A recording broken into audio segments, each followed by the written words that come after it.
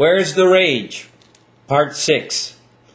Someone told me, George, you got to talk about the veterans. The veterans are getting the shaft in a lot of ways.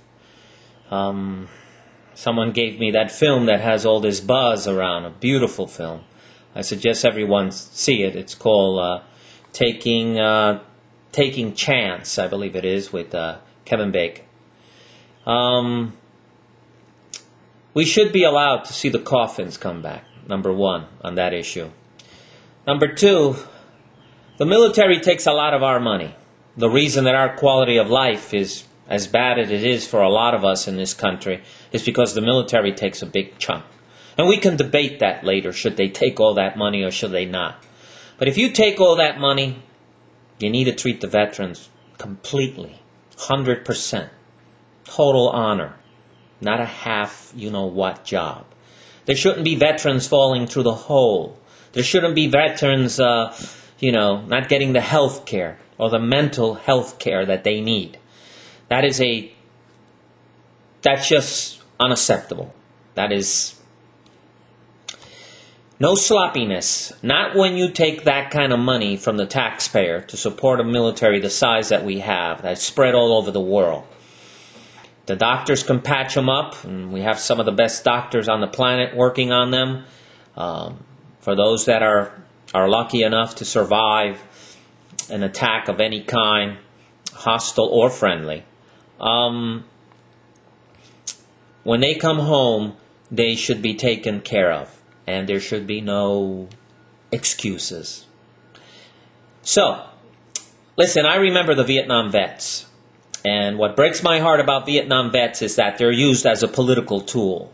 Everyone calls them out. Oh, yeah, I love to have them. But I remember when the war was over, the Vietnam War. I know when those Vietnam veterans came home how they were really treated by the American people and how the politicians turned their backs on them. I remember that. Maybe some of you have forgotten or forgiven, but I haven't. I saw a lot of those boys lose their minds here, not there. They lost their minds here when they came and they found that there were no jobs. There was no respect. And there was no kindness for them.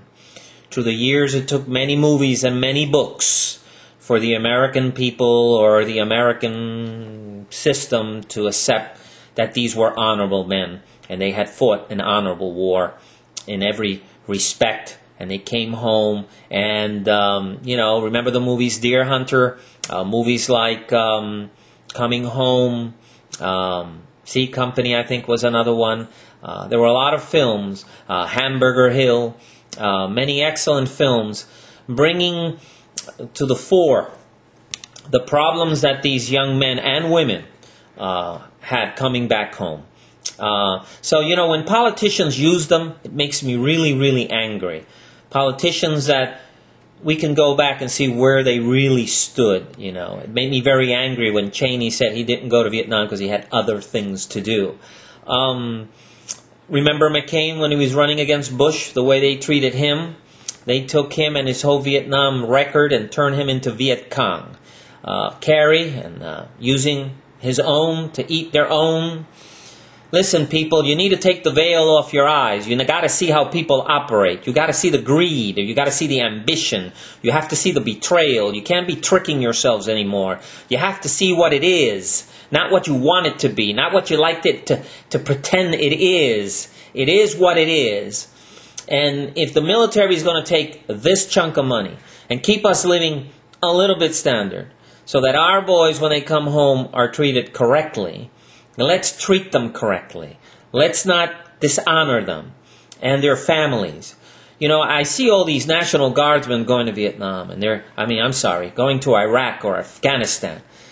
These guys are coming back and they've lost their small businesses and they've lost their jobs and they've lost whatever savings they had.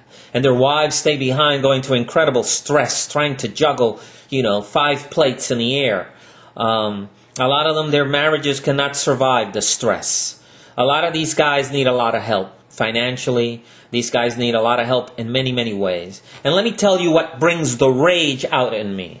Why is it that the government can somehow bail out all these big companies, create all these plans, do all these things for these financial institutions and some of these war profiteers out there, and yet they can't, say, freeze the credit card payments of a family whose husband or the wife or mother is out there fighting? Why can't they put a freeze on their mortgage so there is no mortgage payment until they come back? Why can't there be a freeze on all their debt so that they could be at least go out there and serve their country and their country can show a little respect? Don't get me started the way they treat the veterans in this country and the way they've treated these guys who've gone to Iraq. A lot of them National Guardsmen who've put their whole lives on hold to come back ruined. Ruined. Let me say the word again. Ruined. If this country can bail out everybody, if this country can just give out money to all these Wall Street clowns out there, when I think they can freeze a mortgage on a veteran, on a man serving his country, so that when he comes back, give him at least 6 months. Give him 6 months to get back in there, to get a job, to get things, so that the bills start again coming in. Show a little respect, patriot. Treat precious like precious. And you politicians, stop saying our blood is so holy and we're so great, because you treat us like trash every time. So, I'm going to leave you with that.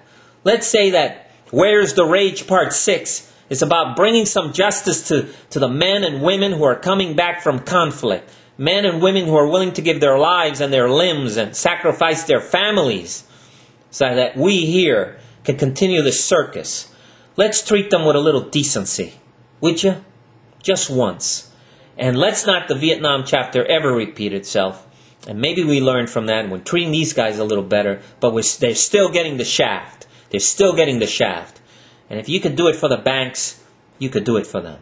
So I'm going to leave you with Where's the Rage Part 6, with just to say, treat those guys and gals like human beings.